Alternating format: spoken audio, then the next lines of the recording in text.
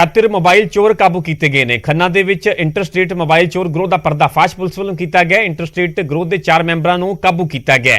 IMEI number बदल के इन्हों के वालों मोबाइल अगे बेचे जाते सन ते नंबर तो ही IMEI नंबर तो ही मोबाइल ट्रेस होंदा है। चोरां तो 310 मोबाइल बरामद किए गए हैं। पुलिस के वालों ये कामयाबी हासिल की है। खन्ना दे विच इंटरस्टेट मोबाइल चोर गिरोह का पर्दाफाश किया गया। इंटरस्टेट गिरोह के 4 मैंबरों को काबू किया गया जो IMEI नंबर बदल के मोबाइल अगे बेच देते सन।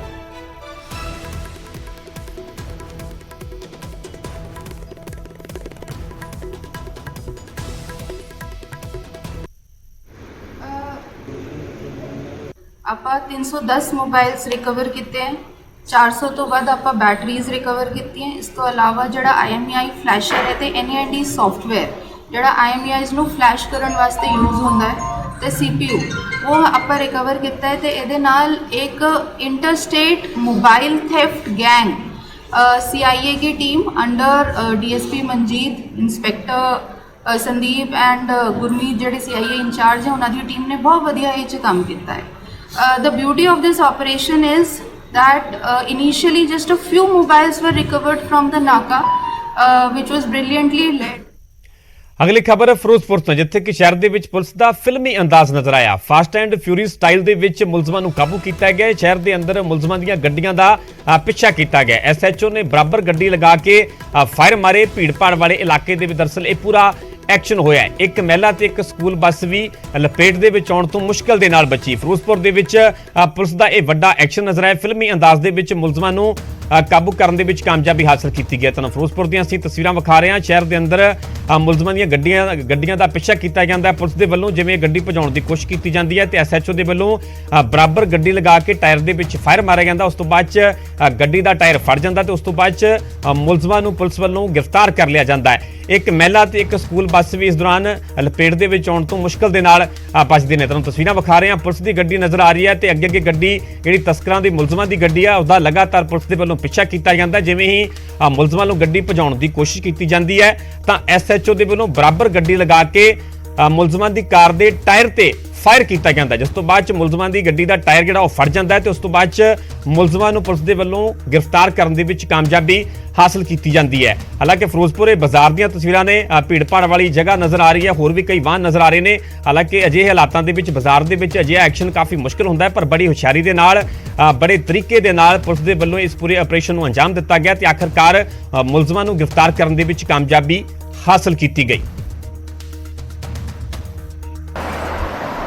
कल SHO सिटी मोहित धवन जिन्हां वालों एक वड्डी जिहड़ी है कार्रवाई नूं अंजाम दिता और भीड़ भाड़ इलाके दे विच जिहड़े नशा दे तस्कर सी जिन्हां कोलों 10 ग्राम हेरोइन भी बरामद हुई और उत्थों जिहड़ा फरार हो गए होण लगे से। पर जदों SHO ने जिहड़ी है इस दे उपर कार्रवाई करदिआं होइआं उस गड्डी नूं रोकिया और उस दे जिहड़े है 2 लोकां नूं गिरफ्तार भी किया गया जिस दी सारी घटना जिहड़ी है उत्थे लगे CCTV कैमरे दे विच कैद हो गई। मेरे नाल इत्थे मौजूद ने SHO धवन मोहित धवन थाना सिटी दे प्रभारी ने। इन्हां नाल गल करांगे। सर की कल इस जो कार्रवाई ने जो अंजाम दिता किहो जी हालात बने होते भी तुहानू फायर करना पिया?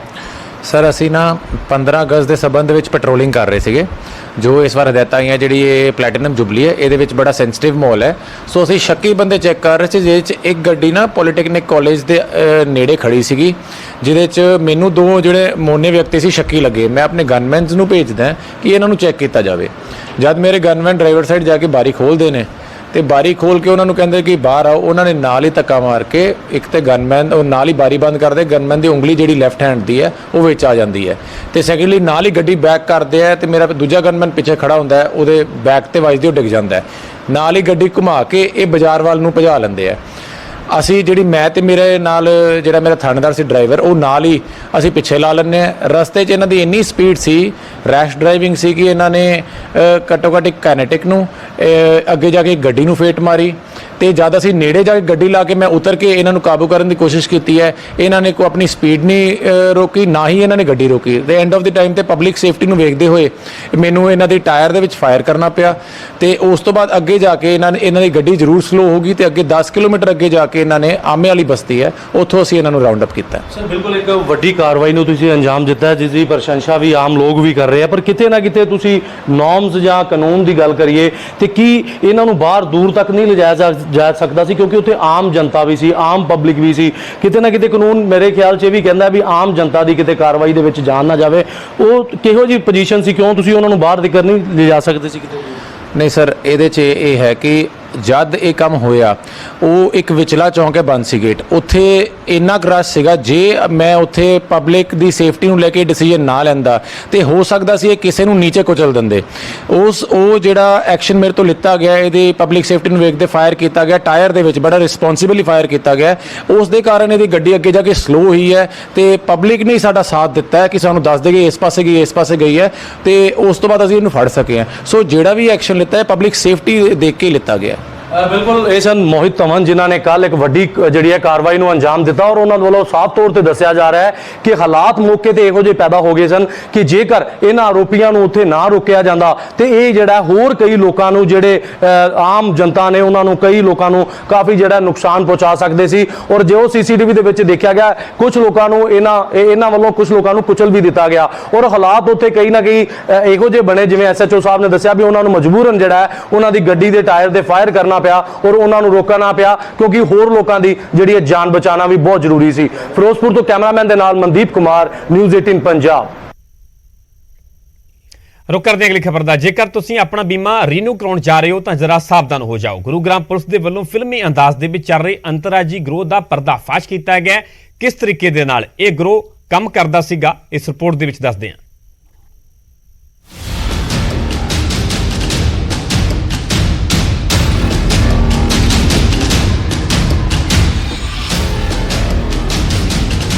ਤੁਹਾਨੂੰ ਅਕਸਰ ਨਵੇਂ ਨੰਬਰਾਂ ਤੋਂ ਫੋਨ ਆਉਂਦੇ ਹੋਣਗੇ ਤੇ ਇੰਸ਼ੋਰੈਂਸ ਲੈਣ ਜਾਂ ਰੀਨਿਊ ਕਰਾਉਣ ਦੀ ਗੱਲ ਕੀਤੀ ਜਾਂਦੀ ਹੋਏਗੀ,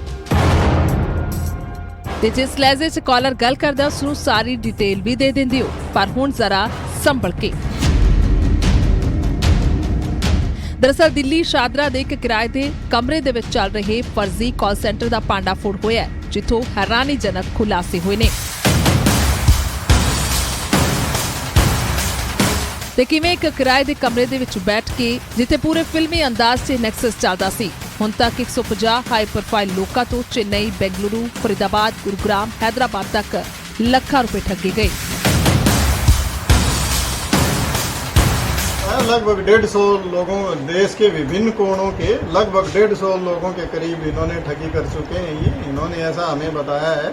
बाकी पूरी इनकी कुंडली खंगाली जा रही है। दिल्ली में बैठ के, सादरा दिल्ली में बैठ के ये इस तरह का काम कर रहे थे, और ये अंतर्राष्ट्रीय तो हम नहीं कह सकते, लेकिन अंतर्राज्यीय गिरोह था और जो इस तरह का काम करता है। ਇੱਕ ਡਾਟਾ ਪ੍ਰੋਵਾਈਡਰ ਕੰਪਨੀ ਤੋਂ 15,000 ਰੁਪਏ ਦੇ ਵਿੱਚ ਡਾਟਾ ਖਰੀਦਿਆ ਜਾਂਦਾ ਸੀ, ਜਿਸ ਦੇ ਵਿੱਚ 50 ਤੋਂ 60 ਸਾਲ ਤੱਕ ਦੀ ਉਮਰ ਦੇ ਲੋਕ ਸ਼ਾਮਲ ਸਨ।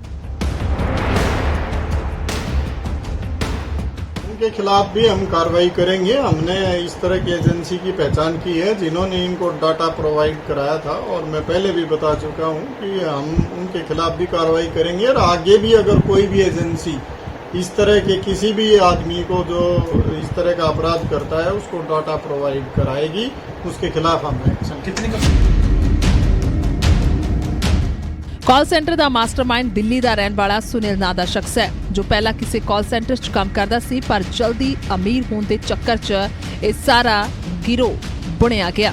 ਪੁਲਿਸ ਨੇ ਇਹਨਾਂ ਤੋਂ ਨੋ ਕਾਲਿੰਗ ਹੈਂਡਸੈਟ, ਇੱਕ ਲੈਪਟਾਪ ਤੇ 31,000 ਰੁਪਏ ਬਰਾਮਦ ਕੀਤੇ ਨੇ। ਫਿਲਹਾਲ ਸਾਈਬਰ ਕ੍ਰਾਈਮ ਪੁਲਿਸ ਇਹਨਾਂ ਦੀ ਕ੍ਰਾਈਮ ਕੁੰਡਲੀ ਖੰਗਾਲਣ 'ਚ ਜੁਟੀ ਹੈ ਤੇ ਲੋਕਾਂ ਨੂੰ ਵੀ ਆਗਾਹ ਕੀਤਾ ਹੈ।